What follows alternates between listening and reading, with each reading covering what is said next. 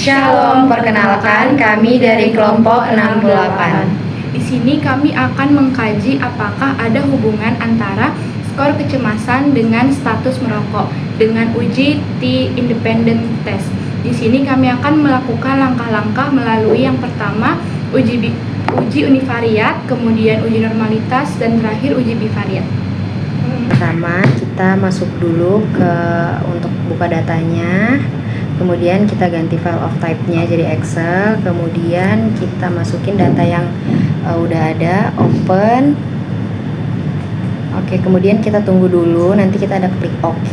Oke, di sini tinggal kita klik aja OK. Lalu kita tunggu datanya berhasil keluar.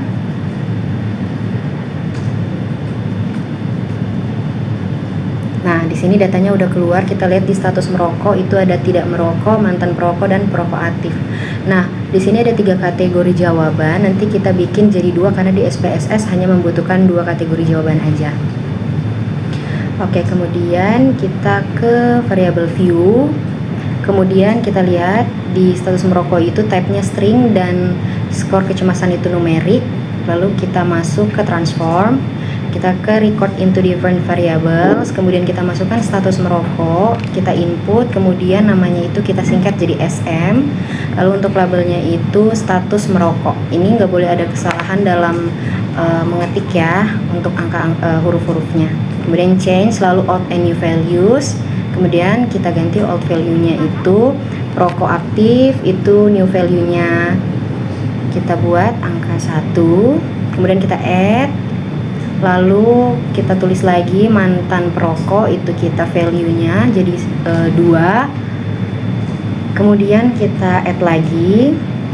Lalu tidak merokok itu kita ganti lagi jadi angka 2 untuk new value-nya. Nah, ini kita add lagi.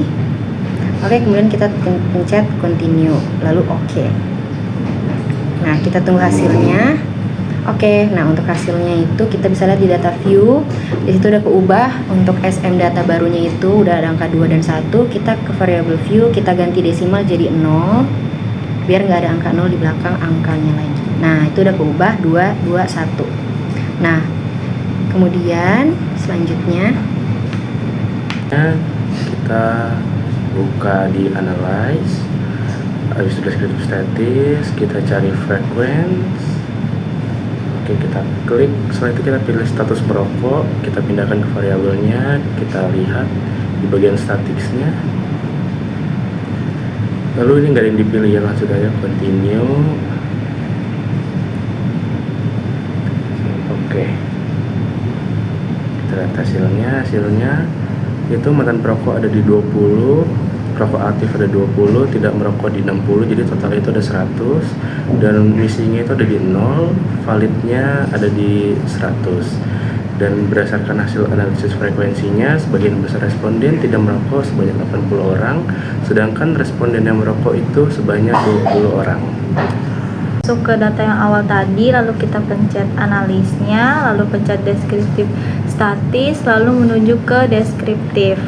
Lalu di deskriptif masukkan skor kecemasannya ke variabel S-nya, lalu di option pencet mean, standard deviation, minimum sama maksimumnya. Terus di display ordernya pencet variable list, lalu continue. Nah, selesai itu style sama bootstrapnya nggak usah, langsung pencet aja OK. Pencet OK, nanti akan muncul datanya. Di data ini nanti akan diperoleh berdasarkan hasil dari analisisnya itu diperoleh jumlah respondennya itu kan ada 100. Skor kecemasan respondennya itu memiliki nilai minimum itu 10 dan juga maksimumnya 30 dengan rata-rata sebesar 20,28. Lalu standard deviation-nya itu ada di 5,188. Sekarang kita masuk pada uji normalitas data. Di sini kita akan masuk terlebih dahulu pada data awal ya. Oke, di sini kita akan tekan analyze, lalu kita masuk pada deskriptif statistik, lalu ke explore. Selanjutnya data skor kecemasan itu kita masukkan ke dependent list, lalu status merokok kita masukkan ke factor list. Nah, selanjutnya kita masuk ke plots, lalu kita centang histogramnya dan normality plots with testnya, lalu continue. Selanjutnya tekan OK. Oke, di sini kita sudah menemukan datanya ya.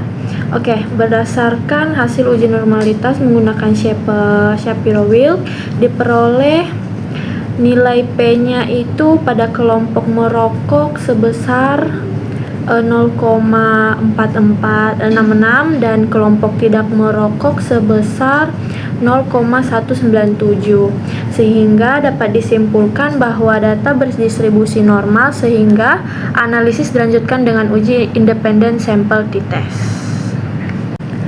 Oke, di sini kita lanjut t-test. Yang pertama kita pencet analyze di sini. Oke, kemudian compare means, kemudian di sini independent simple t-test. Lalu kita pindahkan skor kecemasan ke tes variabel dan status merokok ke grouping variabel. Kemudian define grupnya, pastikan grup 1-nya 1, grup 2-nya 2, kemudian continue, kemudian oke. Nah, di sini hasilnya sudah keluar. Di sini bisa kita lihat berdasarkan hasil uji independen sampel t-test diperoleh nilai T-nya itu 3,029 dengan DF-nya 98 dan nilai P-nya 0,003, di mana 0,003 ini di bawah dari 0,05 yang menunjukkan bahwa terdapat perbedaan rata-rata skor kecemasan antara responden yang merokok dan tidak merokok. Dengan demikian, kami dapat menyimpulkan bahwa terdapat hubungan antara status merokok dengan tingkat kecemasan. Sekian hasil analisis data kelompok kami. Terima kasih, Tuhan Yesus memberkati. Shalom.